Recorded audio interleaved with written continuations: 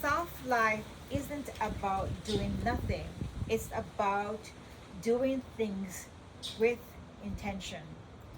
And at 60 plus, I've learned that building, creating, and pausing to enjoy the little moments like a lunch break in between projects is the real luxury. Today, I want to share what the soft life as a seamstress looks like for me, how to connect in uh, building a lifestyle that fits, and why slowing down is not only okay but necessary. Let us sink in, guys.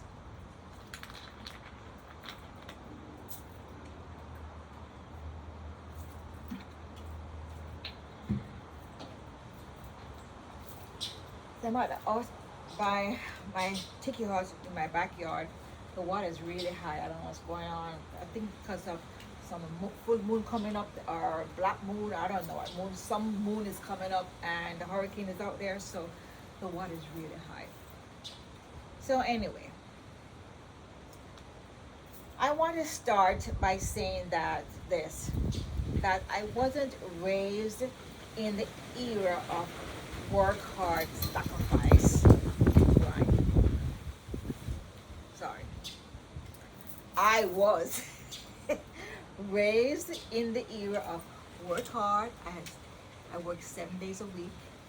I had like 3 jobs, grind, and sacrifice. That's how I was raised. I'm a baby boomer. And while that builds character, it also builds exhaustion. As a seamstress over 42 years, I worked long nights, stitched until my hands were sore, and lived that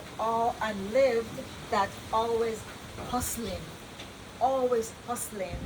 lifestyle. But here's what shifted for me. After 60 plus, I'm going to be 61 next month, I realized what the point of creating beautiful things if I'm too tired to enjoy them.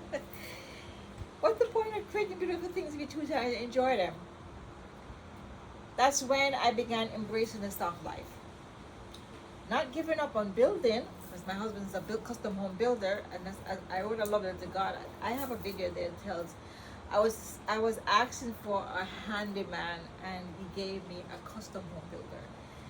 It's in one of my playlists. I think in my husband and wife playlist. But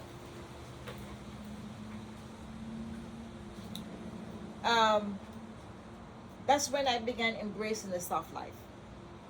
Not giving up on building, but learning to build in what does not break me.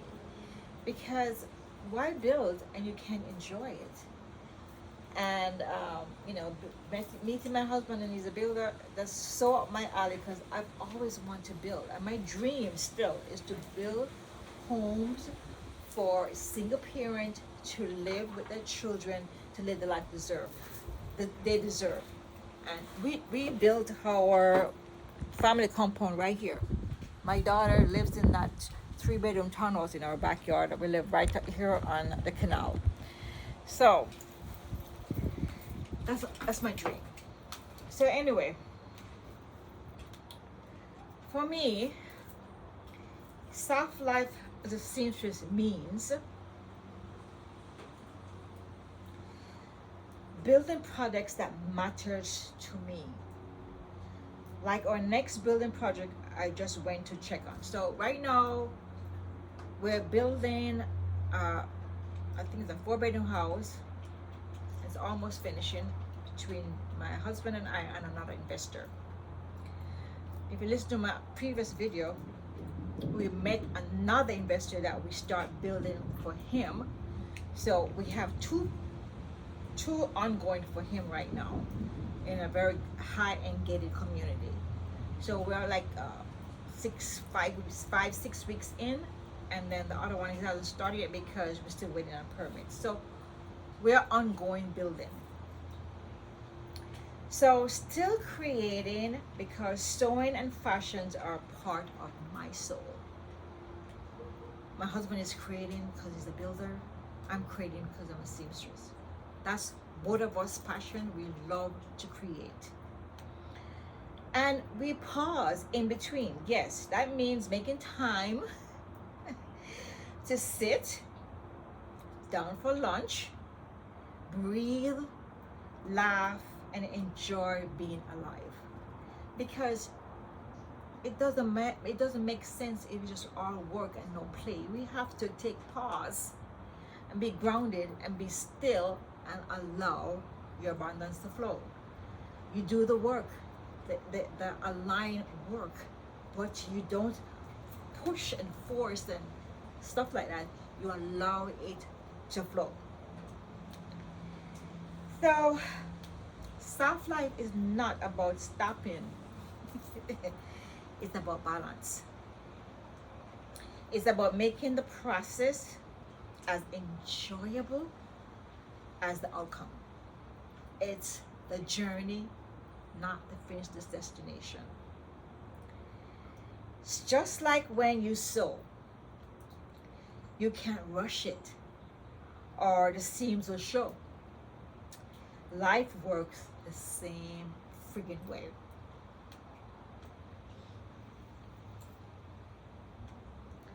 Over the years, sewing has been my greatest teacher.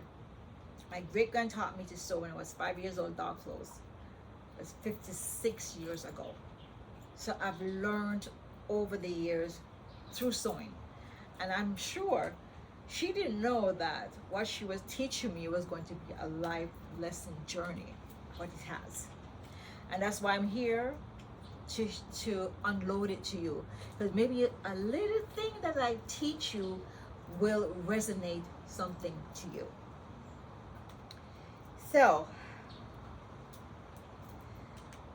measure twice and cut once. That's what she always said to me. In life, this means pause before you act. We do not react. We pause and then we act. Reacting is like a lash out to what's going on. We don't do that. We pause, then we act. Don't rush decisions, whether it's money, relationships, or even lunch plans. Take time to get it right. Every garment needs adjustment. Nobody lives fits perfectly right off the track. Nobody life fits perfectly. We all need to make a simple adjustments and maybe great adjustments. Whether that's changing your habits, your routines, or even your mindset. The best stitches are steady, not rushed. Sewing too fast often ruins the fabric, especially silk like this. Sewing too fast often ruins it. If you don't have the right needle, you don't have the right thread, it ruins the fabric. Living too fast often ruin our peace. Slow and steady makes for a strong, lasting results. A greater foundation, a more sturdy one. Even a masterpiece takes breaks. When I'm sewing a wedding gown, I pause, I step back, I look at it with fresh eyes. Life is the same. Step back, take breaks, and give yourself a new perspective. Because sometimes we start something and we go in that direction, but if we step back and look at it, it's something click to us and we can shift and redirect. Checking on our next building, project recently made me realize something. Life isn't just about what you create with your hands. It's also about what you create with your choices. Building doesn't always mean a skyscraper or a business. It can mean building a family legacy. As always, if you look at my playlist, I was born dirt poor in Jamaica, single parent. My mom have two of us. We're Irish twins. Right now we're the same age. On 13, she's going to be 60. November, I'm going to be 61. And she worked really hard, and she had us very young, 16 years old. So my mom is 16 years older than I am, and I'm 31 years older than my daughter. So, I want to build a family legacy because my daughter is here now with her grandbabies, and I don't want them to live dirt poor. So, building doesn't always be a skyscraper or an actual business. It could be a family legacy. It could be a healthier lifestyle. My great grand lived to 107. I'm going for 110. So I am very intentional what I eat, how I move my body daily.